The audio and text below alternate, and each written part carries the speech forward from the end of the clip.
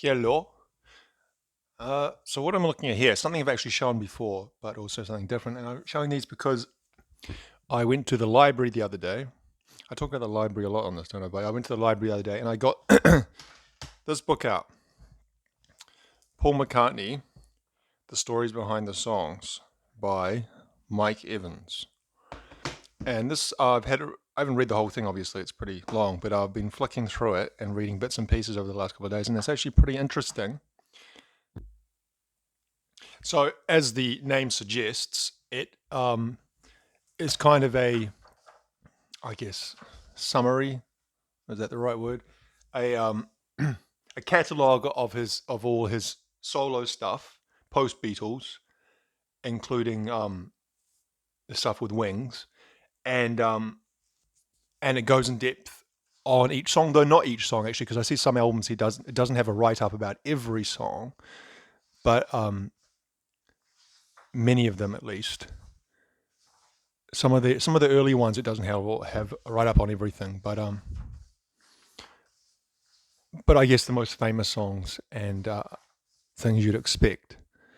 Um, so I see it was released in 2021, and it covers 1970 to 2020. Has he released an album since 2020? I'm not sure. And it's got pretty good reviews. It's got 4.6 on Amazon after 343 ratings. The thing with Beatles and Beatles, what do you call it? The Beatles universe, if you want to use that phrase, books and scholarship done around that topic is that some people can be quite harsh. I've noticed on things that are released. I mean, harsh on not the Beatles' work itself, but the when people try and write a book about it. A lot of people, because I guess it's a band that has such a massive following and people who know so much about it that they can be quite critical of anything released, and if things are not exactly correctly done or don't offer anything new, or so on and so forth. Um, but this seems to have pretty good reviews, and yeah, myself, I think it's pretty interesting. The photos are nothing out of this world because I've seen most of the photo stuff before. But yeah, if you like Paul McCartney's solo Wings stuff, and you want to kind of read a bit about this, like, as this, like, the book's called The Story Behind the Song. So here we got Jet, one of his more famous songs with Wings. So I'm going to kind of move the camera here so we can see. So we see recorded, the date. Oh, sorry, that's not showing, is it? The studio, producer, composers, and the release kind of schedule there. The album, the singles in the UK and the US. And then it kind of gives a description. So it describes it there, talks about who's playing what. Paul on bass, drums, guitar, Moog, Linda on keyboards and Moog. The track features Denny Lane on guitar, Howie Casey on the four-piece sax section, the Beaux Arts Orchestra, arranged by Tony Visconti. So it kind of gives quite a decent rundown of who's playing what. Describes a little bit about the song itself.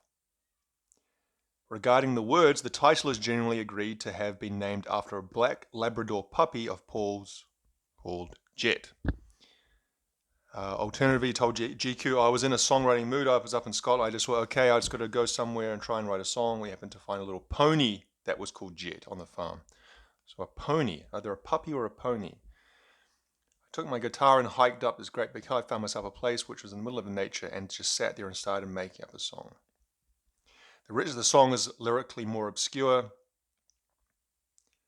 Words like suffragette were purely there because they sounded right, and there wasn't really a deeper significance. I make so much stuff up, he admitted.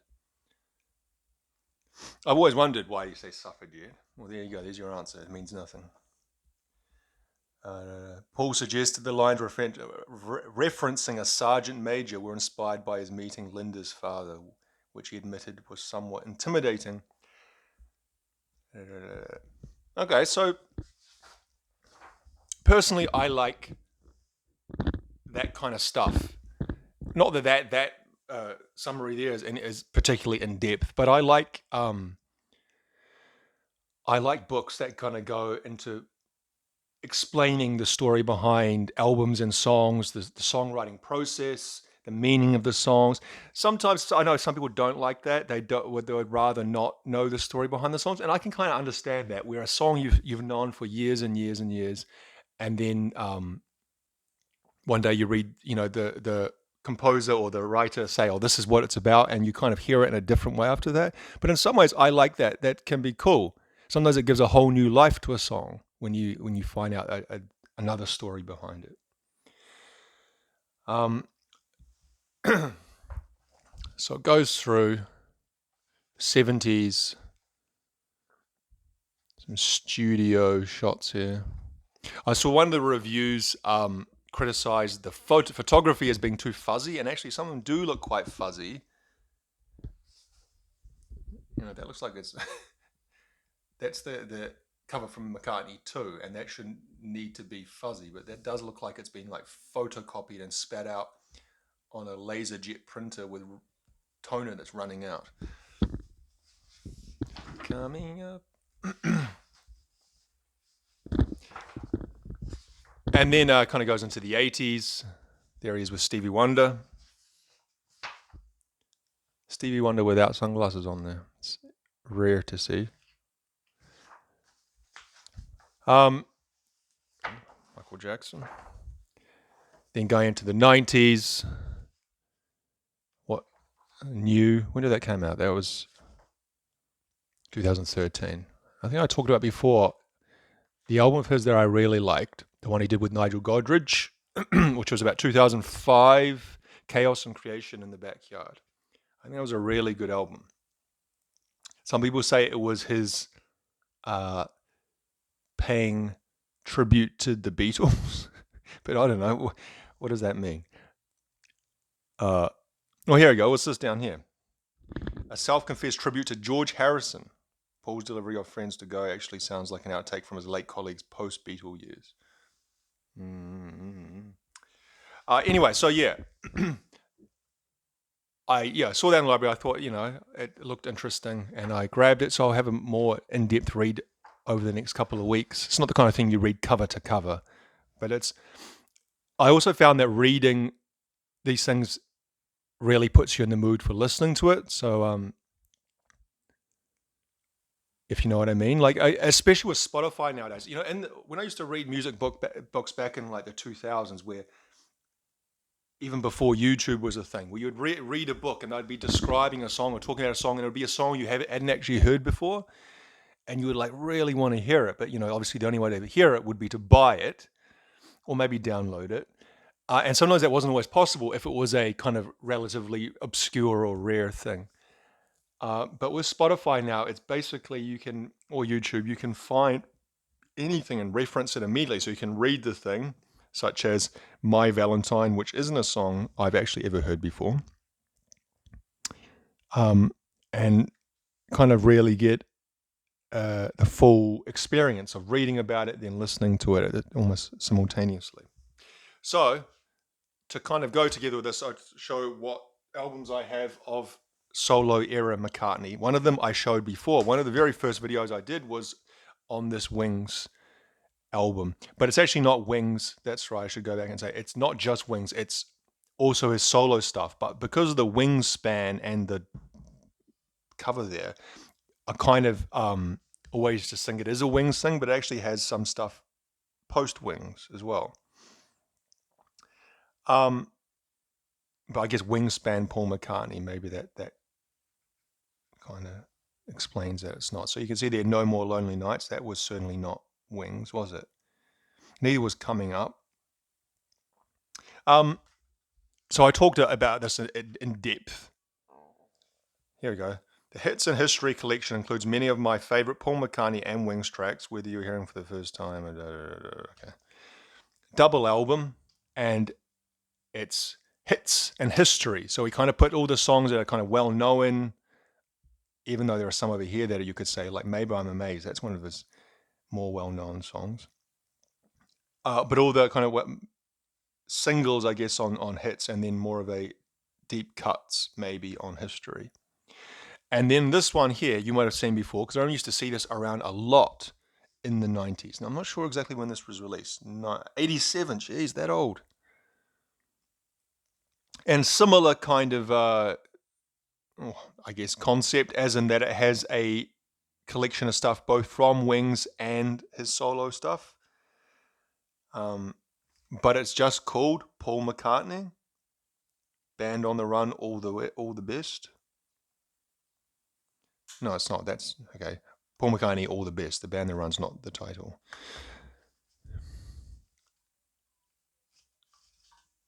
Now, I picked both of these up secondhand for $1 each. That was quite a while ago that I got that one. That would have been almost 3 years ago. This one was more recently, probably in the last 12 months. I remember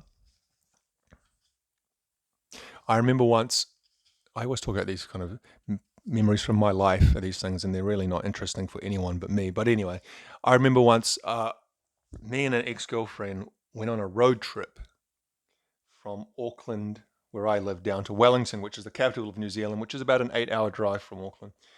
And we borrowed her mother's ute. I don't know, a ute is a thing in New Zealand. A ute means like I guess what Americans call a truck, like a pickup.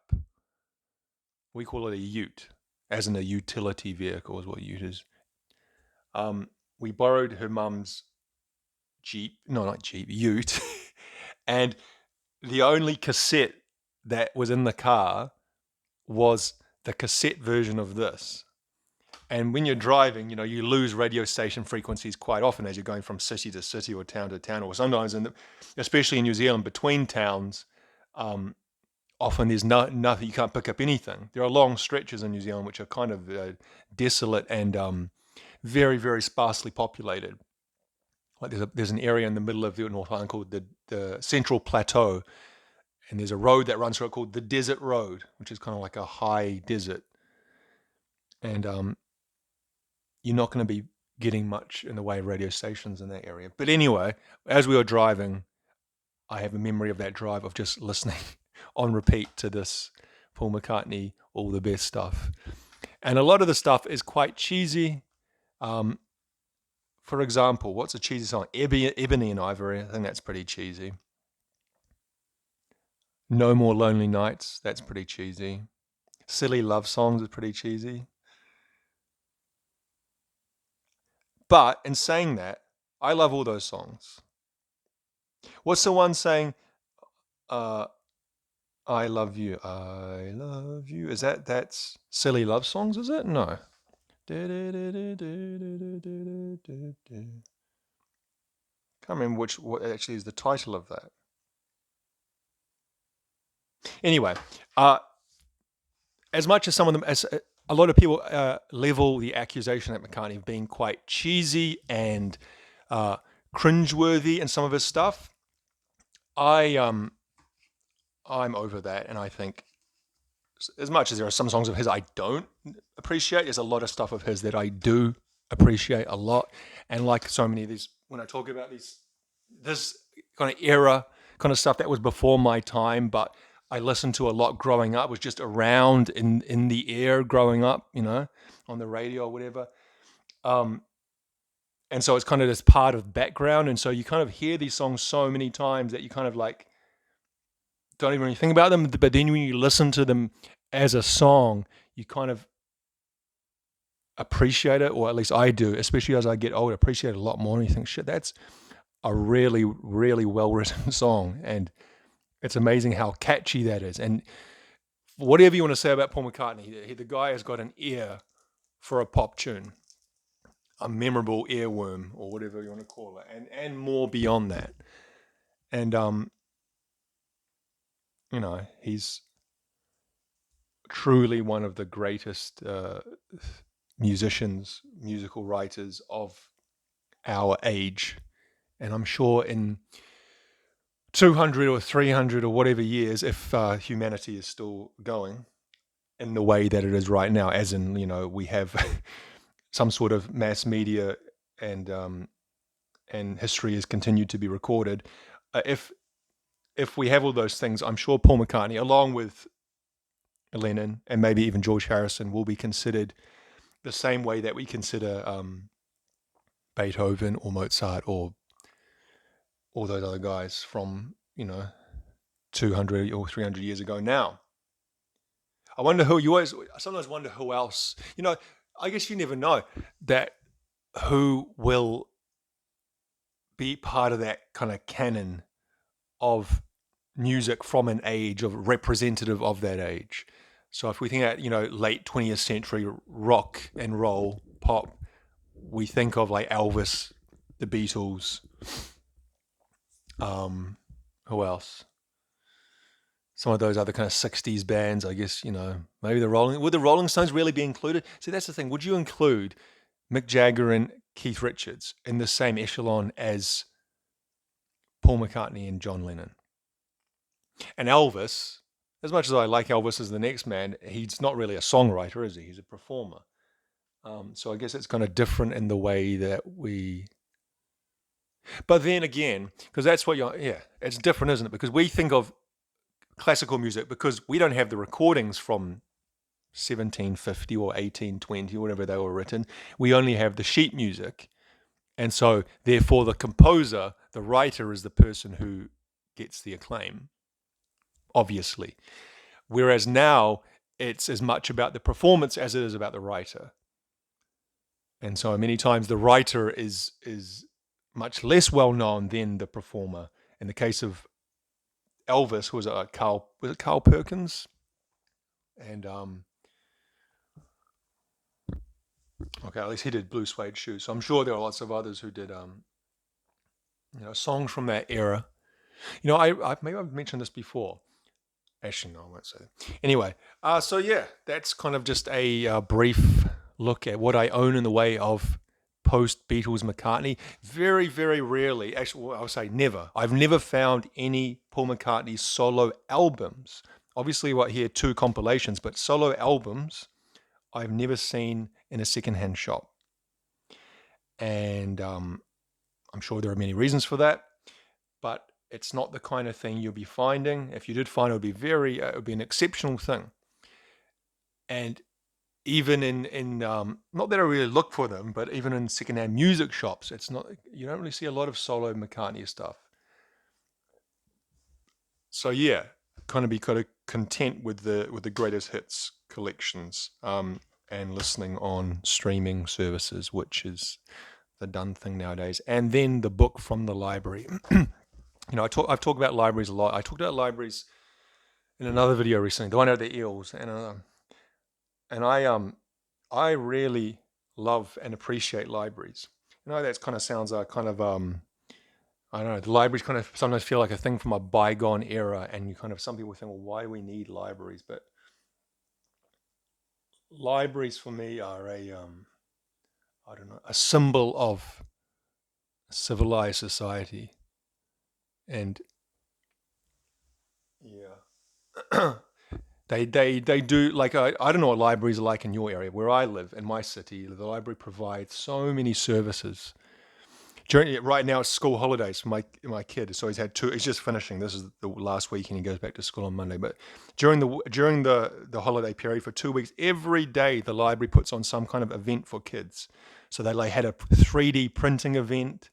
They had like different arts and crafts things, or different like kind of language performances. And it's obviously, this is all put on, publicly funded, because libraries are publicly funded, I'd say, in most countries. That's the whole idea. But,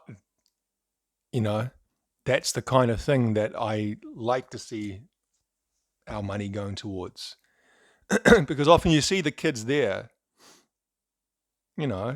often they would never ever have a chance to see those kinds of things outside of, those kinds of free events. And then apart from just the books, the ability to kind of get so many books. They let you kind of order books. If there's a book that the library doesn't carry, they'll order it in from another library. And if no libraries carry it, sometimes you can put in a request for the library system to buy it and put it into the system. And so many other things. And so, yeah, it does feel like they're a bit of a dying thing, sadly. And you do hear sometimes they're put up when talk about cutting services in cities. Libraries are often the first thing put on the chopping block, which really bothers me. But anyway, enough about my love of libraries. We'll leave it there. Paul McCartney, thank you for watching.